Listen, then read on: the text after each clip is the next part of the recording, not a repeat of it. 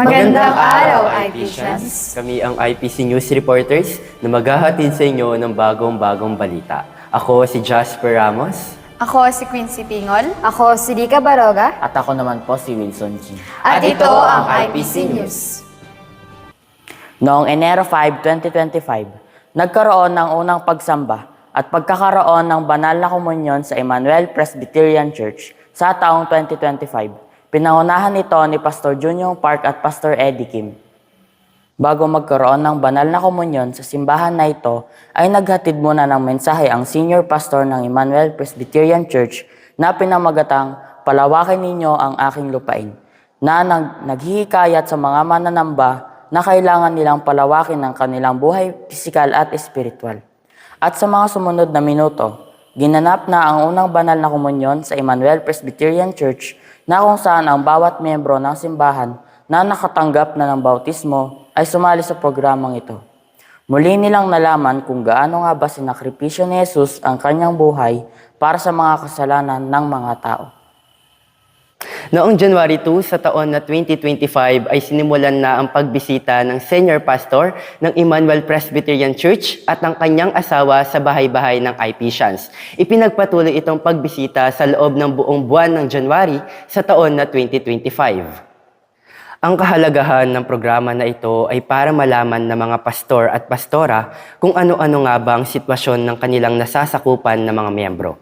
Ang nilalaman ng pagbisita na ito ay ang pag-alay ng kanilang panalangin, pag-alam ng kanilang estado sa buhay at lalo na ang malaman kung ano nga ba ang kanilang mga pangangailangan. Ang mga taong binibisita ay kasama nilang umaawit ng may kasamang pagsamba sa Diyos. Nagbigay rin ng pastor at pastora ng isang Bible verse sa bawat pamilya na kanilang pinupuntahan para patuloy itong magbigay ng motibasyon at inspirasyon sa bawat miyembro ng pamilya.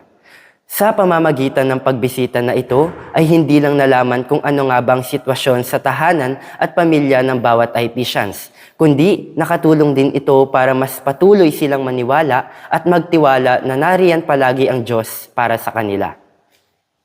Kamakailan lamang, isang makabuluhang lunch fellowship ang isinagawa ni Pastor Zion para sa mga kabataang miyembro ng simbahan. Kabilang dito ang mga mag-aaral ng sekundarya at kolehiyo.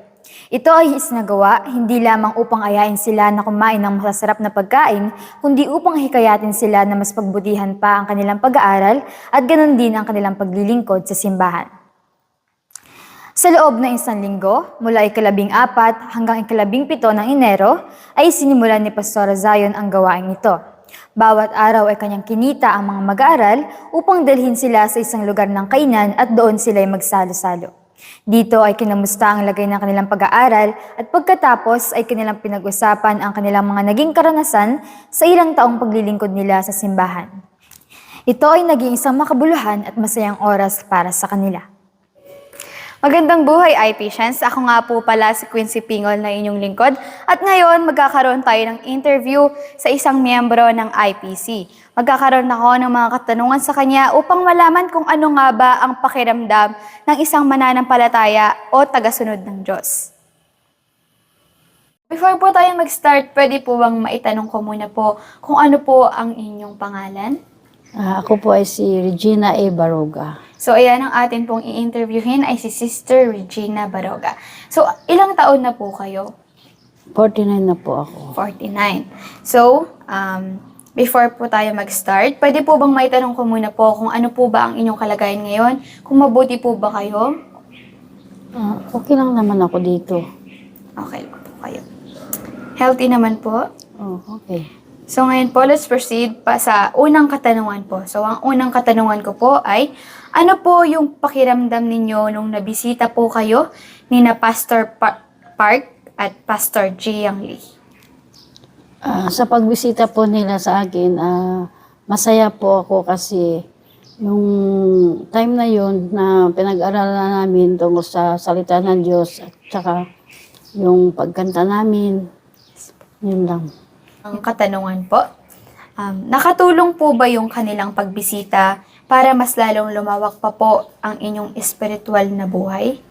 Para sa akin, nakatulong sila kasi yung sinasabi ko na sa salita ng Panginoon na naano ko sa sarili ko na talagang maganda yung yung kaya nakarating kami dito sa simbahan ni Pastor. Maganda yung pagtuturo nila tungkol sa Panginoon. Pwede ka po bang magbahagi ng isang masaya o malungkot na pangyayari na naranasan mo na po sa simbahan? Ako, dito sa simbahan, wala akong naranasan na malungkot, puro masaya kasi yun nga, nakilala ko si Lord. Kahit na maraming problema na dumating sa buhay ko, nakilala ko siya. Na lahat ng mga anak ko, tsaka yung mga mahal ko sa buhay, masaya kami rito.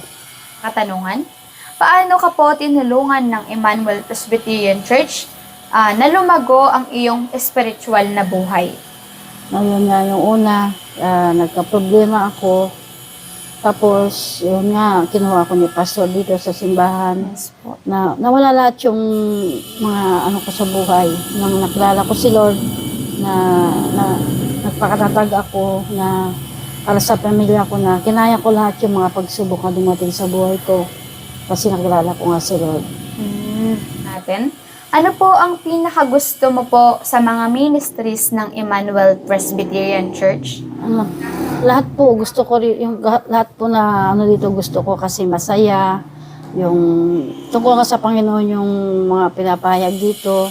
Tsaka mawala talaga yung mga problema mo sa buhay kapag nakatuon ka sa Panginoon talaga. Para po sa mga taong nanonood ngayon rito, umpisahan po natin at patuloy po tayong magsamba at purihin ang Panginoon dahil sa Kanya lang po nanggagaling ang lakas ng ating nadadarama ngayon at sa Kanya po galing lahat ng pag-asa at biyaya na nararanasan natin sa araw-araw.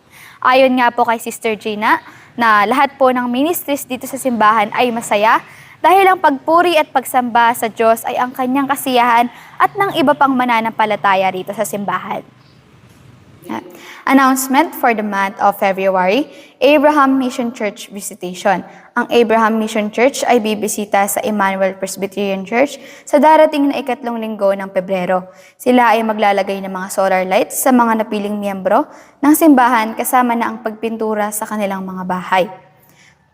Worship for starting the construction of educational building.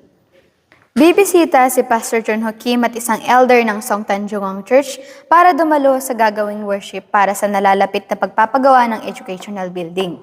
May isasagawa rito ang pananalangin ng taimtim para sa matagumpay na pagpapagawa para sa nasabing gusali. Short-term missionary visitation. Sa darating na February 24 hanggang August 13, si Miss Jeyo No ay darating mula sa Korea upang magstay sa Pilipinas ng 7 buwan. Sa 7 buwan na iyon, siya ay magtuturo ng instrumento sa Emmanuel Presbyterian Church, kasama na rito ang kanyang pagsama sa mga ministries ng nasabing simbahan. Muli, Ito ang IPC News.